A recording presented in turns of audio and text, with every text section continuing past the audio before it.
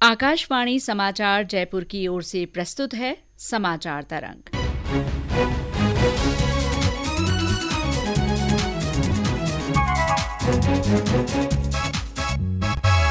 श्रोताओं नमस्कार। खम्मा घणी, शीला चावला और सुदर्शन नाहर की ओर से। श्रोताओं, आज का दिन पूरे देशवासियों के लिए एक नई सुबह लेकर आया है, क्योंकि आज के दिन से हमारे देश में 3 नए आपराधिक कानून लागू हो रहे हैं। इन नए कानूनों के लागू होने से जहां हमें गुलामी की मानसिकता से आज़ादी मिली है, वहीं इन कानूनों में भारतीयता महसूस होगी। अंग्रेजों के बनाए कानूनों में सजा या दंड को प्रमुखता दी गई थी, वहीं नए कानूनों में पीड़ित यानी जिसके साथ आपराधिक घटना हुई है उसे केंद्र में रखा गया है। इन कानूनों के बारे में हम आपको समाचार तरंग के आज के अंक में भी और जानकारी देने जा रहे हैं, और इसके लिए हमने स्टूडियो में आमंत्रित किया है वरिष्ठ विधि विशेषज्ञ निशीथ दीक्षित जी को। आपका बहुत बहुत स्वागत है आकाशवाणी के स्टूडियो में। नमस्कार। श्रोताओं, हम आपको बताना चाहेंगे कि श्री निशीथ दीक्षित को वकालत के पेशे का लंबा अनुभव है। साथ ही देश प्रदेश के कई बड़े संस्थानों में विधि विशेषज्ञ के रूप में अपनी सेवाएं दे रहे हैं। वर्तमान में आप नए कानूनों के संदर्भ में पुलिस अधिकारियों और अधिवक्ताओं के प्रशिक्षण में भी महत्वपूर्ण भूमिका निभा रहे हैं। निशीथ जी, आपका एक बार फिर से स्वागत करते हैं, और सबसे पहले यही जानना चाहेंगे कि आज जब ये तीनों नए आपराधिक कानून लागू होने जा रहे हैं, तो मुख्य रूप से क्या बदलाव देखने को मिलेगा?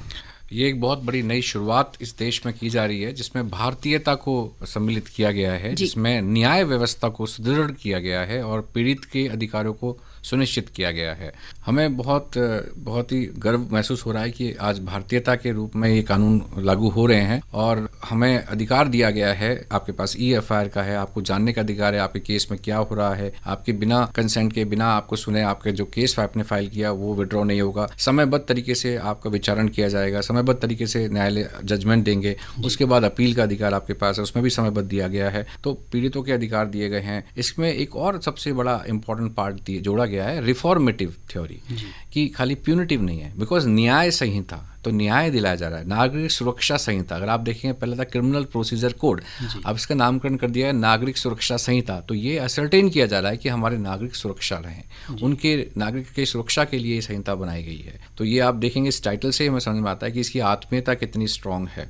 सो इस चीज़ को देखते हुए अगर हम देखें तो इसमें बड़ा रिफॉर्मेटिव जोड़ा गया है कम्युनिटी सर्विस।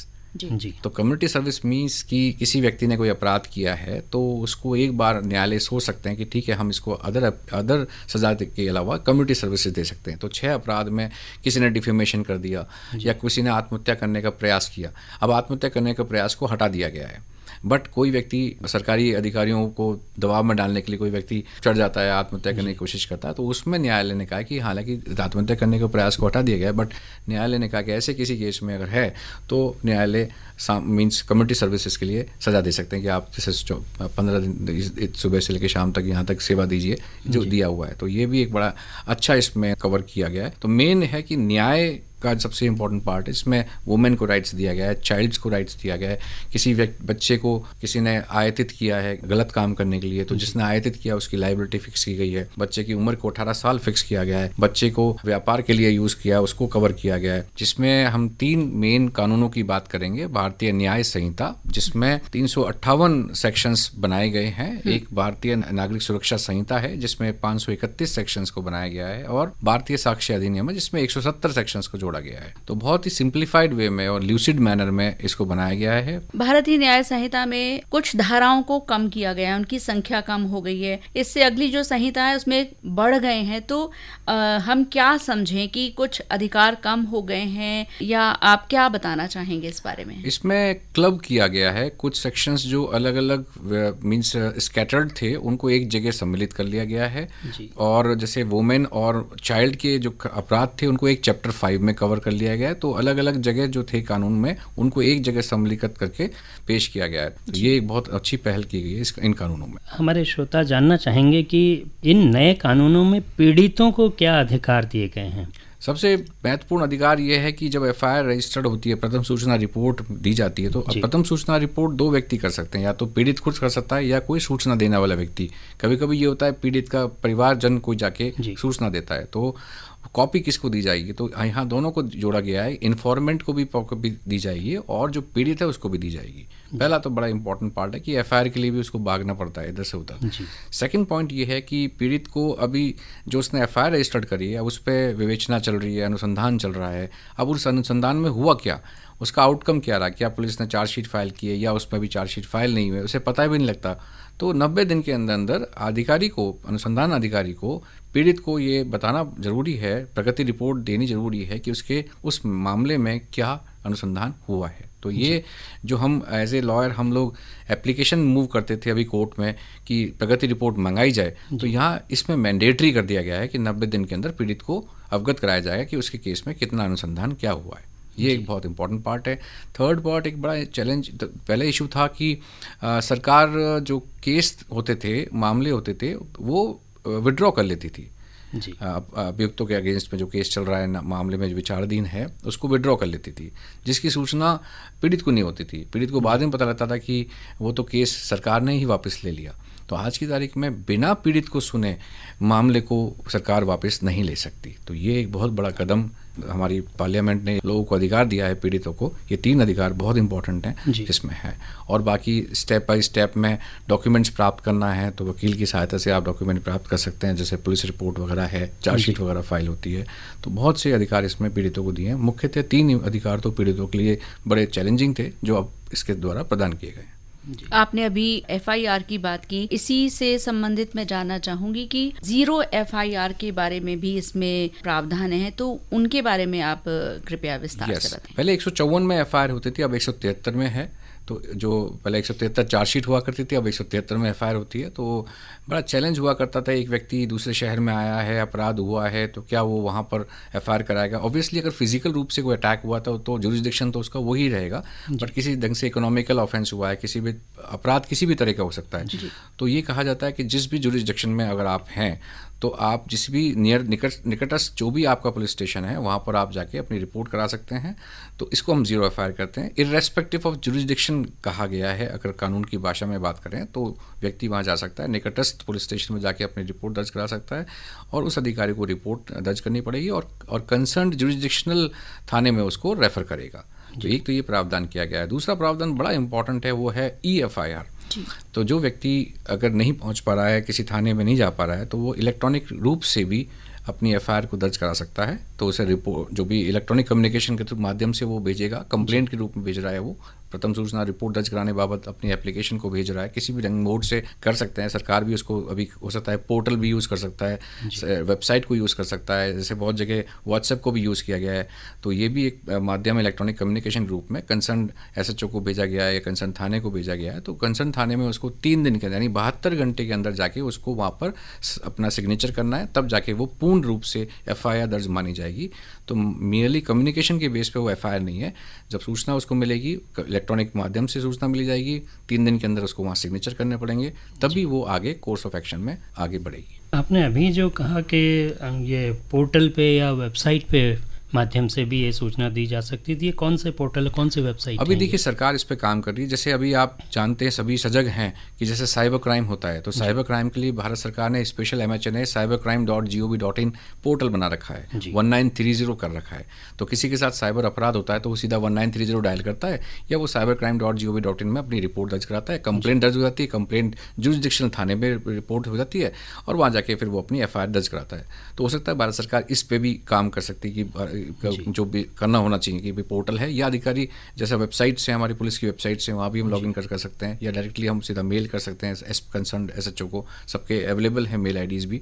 तो ये भी एक बड़ा इंपॉर्टेंट एस्पेक्ट है कि EFIR के रूप में हम कर सकते हैं। निशित जी, नए कानूनों में पीड़ित को केंद्र में रखा गया है, तो मैं जानना चाहूंगी कि पीड़ित अगर महिला है या कमजोर वर्ग से है या कोई बुजुर्ग है, तो नए कानूनों में उनको किस तरह से राहत देने के लिए प्रावधान किए? ये बहुत अच्छा इसमें पहल जोड़ी गई है कि कोई बुजुर्ग व्यक्ति है, 7 साल से ऊपर के हैं, महिलाएं हैं, तो उसमें उनको बहुत से केसेस में एविडेंस देने के लिए, विटनेस के लिए रूप नहीं थाने में नहीं बुलाया जाएगा, वहीं पे उनके पास आया जाएगा, पुलिस अधिकारी उन्हीं के पास आएंगे, उनके निवास स्थान पे आएंगे। अगर वो विलिंगफुल है कि वो आ सकते हैं वो अलग बात है, अदरवाइज उनको प्रेशराइज नहीं किया जाएगा, 7 साल से ऊपर बुजुर्ग व्यक्ति और महिलाओं को। तो ये प्रावधान इसमें किए गए हैं और बहुत से इसमें अधिकार भी जोड़े गए हैं, जैसे इन द सेंस जैसे जो केसेस अगर होते थे महिलाओं के अगेंस्ट, तो उसमें अभी जैसे चिल्ड्रन को भी अगर हम यूज करें तो चाइल्ड वर्ड यूज नहीं हुआ करता था, तो अगर हम चाइल्ड को भी यूज करें तो बालक व्यक्ति जो चाइल्ड को यूज किया गया है। 18 साल से कम उम्र व्यक्ति के साथ अगर गर्ल है उसके साथ गैंग रेप हुआ है तो उसकी सजा सीधा डेथ पेनल्टी कर दी गई, डेथ पेनल्टी भी है, आजीवन कारावास भी है। निशित जी, बहुत सारे ऐसे मामले भी होते हैं कि पुलिस हिरासत में है और तारीखें नहीं मिल रही हैं या मामला आगे नहीं बढ़ पा रहा है, तो ऐसे मामलों में सुनवाई जल्दी से हो जाए, उनकी तफ्तीश जल्दी से हो जाए, तो कुछ टाइम बाउंड इसमें रखा गया है कि न्याय जल्दी से मिले, प्रोसीडिंग्स जल्दी से हो? इसमें जगह जगह पर टाइमलाइन निर्धारित किया गया है। इसमें जैसे जजमेंट्स का भी टाइमलाइन निर्धारित किया गया है। इसमें जैसे चार्जशीट फाइल होती है तो जो डिफेंस है अभियुक्त की तरफ से जो है उसको डॉक्यूमेंट प्राप्त करने के लिए उसको 14 दिन के अंदर उसको डॉक्यूमेंट्स की एप्लीकेशन फाइल करनी पड़ेगी, उसको वहीं पे डॉक्यूमेंट्स दिए जाएंगे, उसके बाद आगे निस्तारण स्टार्ट होगा।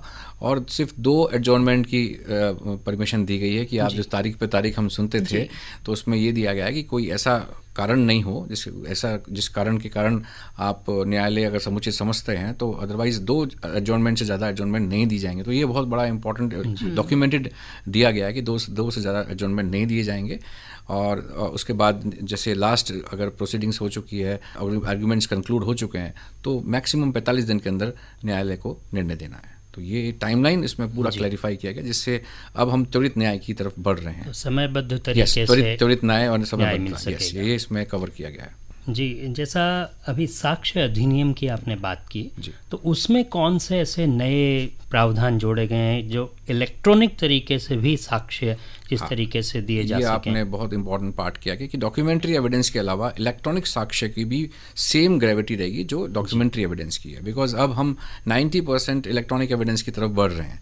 अगर हम किसी से बात भी कर रहे हैं तो हमारी लोकेशन भी आ रही है, हमारा रिकॉर्डिंग भी है, हमारे पास मैसेजेस भी हैं, ये सब चीज़ें डॉक्यूमेंट्री के अलावा डॉक्यूमेंट्री एविडेंस में इलेक्ट्रॉनिक एविडेंस के रूप में अब ग्रहणता इसकी मानी जा रही है। तो उसके लिए 2 प्रमाण पत्र इसमें देने होते हैं। सर्टिफिकेट के बारे में दिया गया है, 63(4)C दिया हुआ है और 63(4)C में एक्सपर्ट का जोड़ा गया है। तो 2 प्रमाण पत्र देने होते हैं अगर मैं प्राइमरी एविडेंस नहीं दे रहा हूँ, सेकेंडरी एविडेंस दे रहा हूँ। सो अगर प्राथमिक साक्ष्य जैसे हार्ड डिस्क मेरे घर में CCTV लग रहा है तो हो सकता है पुलिस अनुसंधान के उसमें इन्वेस्टिगेशन के दौरान मेरा DVR हार्ड ड्राइव पूरा ले जाता है। सपोज मेरे घर के सामने मर्डर हुआ है तो हो सकता है कि वो मेरा ओरिजिनल DVR हार्ड ड्राइव लें।